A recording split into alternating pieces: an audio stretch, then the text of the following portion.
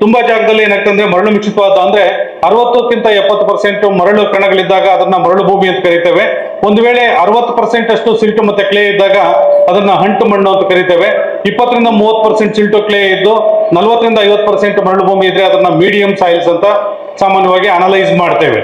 ಹಾಗಾಗಿ ಈ 3 ಮಣ್ಣಿನ ಕಣಗಳ ಆಧಾರದ ಮೇಲೆ ಭೂಮಿಯನ್ನ ನಾವು ಹಲವಾರು ವಿಧಗಳಾಗಿ ವಿಂಗಡಣೆ ಮಾಡ್ತೇವೆ.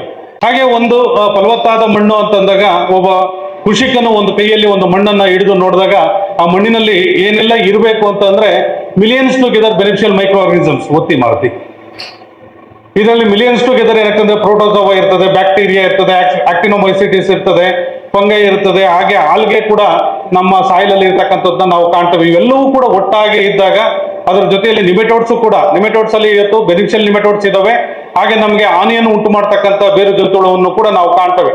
ಒಟ್ಟಾರೆಯಾಗಿ ಮಣ್ಣಿನ ಜೊತೆಲಿ ಇಷ್ಟು millions together beneficial micro organisms ಕೂಡಿದಾಗ ಮಣ್ಣಿನ ಫಲವತ್ತತೆಯಾಗಿ ಪರಿವರ್ತನೆ ಮಾಡ್ತಕ್ಕಂಥದ್ದು. ಮತ್ತೆ ಮಣ್ಣಲ್ಲಿ ಯಾವುದೇ ರೀತಿಯ ಪ್ಲಾಂಟ್ ಮೆಟೀರಿಯಲ್ ನ ನಾವು ಒಳಗಡೆ ಇಮ್ಮರ್ಸ್ ಮಾಡಿದಾಗ, ಅಂದ್ರೆ ನಾವು ಏನ್ ಸಸ್ಯಗಳು ನಾವು ಸತ್ತ ನಂತರ ಭೂಮಿ ಒಳಗಡೆ ಸೇರ್ತವೆ ಅದನ್ನ ಕಾಂಪೋಸ್ಟ್ ಆಗಿ ಪರಿವರ್ತನೆ ಮಾಡ್ತಕ್ಕಂಥದಕ್ಕೆ ಸಾಕಾದಷ್ಟು ಬೆನಿಫಿಷಿಯಲ್ ಮೈಕ್ರೋ ಆರ್ಗನಿಸಮ್ಸ್ ಕೆಲಸ ಮಾಡ್ತಾ ಇರ್ತವೆ.